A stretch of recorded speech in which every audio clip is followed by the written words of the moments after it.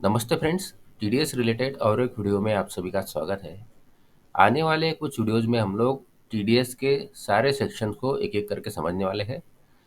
तो इस पहले वीडियो में हम लोग बात करने वाले हैं इनकम टैक्स एक्ट के सेक्शन 192 के विषय में। इस सेक्शन के अंतर्गत सैलरी से टीडीएस काटा जाता है, तो यह हम लोग इसी के बारे में बात करेंगे। तो इस सेक्शन 192 के अंतर्गत एम्प्लॉयर को अपने एम्प्लॉय के सैलरी से टीडीएस काटना होता है। यदि एम्प्लॉय की साल भर की सैलरी बेसिक एग्जम्पशन लिमिट से ज़्यादा है, तो ऐसे में उसमें से टीडीएस इस सेक्शन के अंतर्गत काटना होगा और उस काटे हुए टीडीएस को चालान द्वारा जमा करके अपना टीडीएस रिटर्न फाइल करवाना होगा। सैलरी से टीडीएस काटने के लिए कोई स्पेसिफिक रेट नहीं होता है। जो भी एवरेज रेट अप्लीकेबल होता है उस हिसाब से टीडीएस सैलरी की इनकम से काटना होता है। एम्प्लॉय की साल भर की सैलरी जिस भी टैक्स स्लैब के अंतर्गत आती है, उस टैक्स स्लैब के हिसाब से इस सेक्शन 192 के अंतर्गत सैलरी से टीडीएस एम्प्लॉयर को काटना होगा।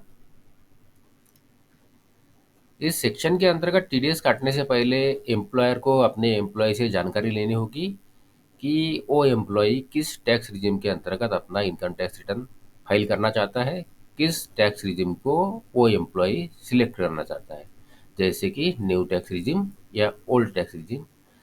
जो टैक्स रिजिम एम्प्लॉय अपने एम्प्लॉयर को बताएगा, उसी टैक्स रिजिम के हिसाब से एम्प्लॉयर एम्प्लॉय का टीडीएस काटेगा।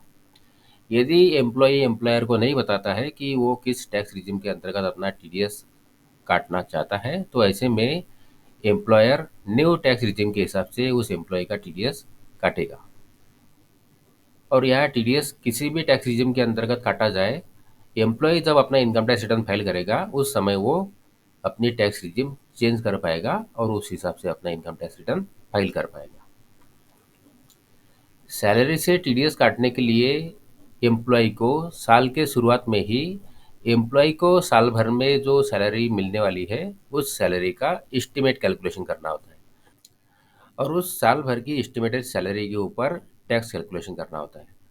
और उस सैलरी के ऊपर जो टैक्स कैलकुलेशन होगा, उस टैक्स को 12 महीनों में डिवाइड करके हर महीने के सैलरी के पेमेंट करते समय उसमें से टीडीएस काटना होता है। तो यहाँ जो भी करना होता है वो साल के शुरुआत में एस्टिमेट करके ही पहले कैलकुलेट कर लेना होता है और उस हिसाब से 12 महीनों में हर महीने की सैलरी देते समय टीडीएस काटना होता है। और टीडीएस डिडक्शन के जो भी फाइनल एडजस्टमेंट होते हैं, जैसे कि यदि टीडीएस कम कैलकुलेट हुआ है या ज़्यादा कैलकुलेट हुआ है, तो वो सारे एडजस्टमेंट आखिरी महीने की सैलरी देते समय एम्प्लॉयर कर सकता है, जिससे कि एम्प्लॉय की सही सैलरी कैलकुलेट हो और उसके ऊपर सही तरीके से टीडीएस काटा जाए।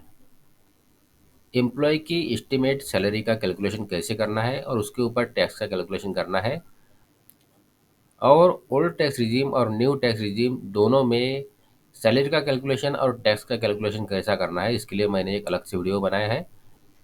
इस वीडियो के पूरा होने के बाद आप उसे देख सकते हैं। आशा करता हूँ इस वीडियो की जानकारी आपको यूज़फुल लगी हो। यदि इस वीडियो की जानकारी आपको यूज़फुल लगी है तो वीडियो को लाइक करिए, चैनल को सब्सक्राइब करिए। धन्यवाद।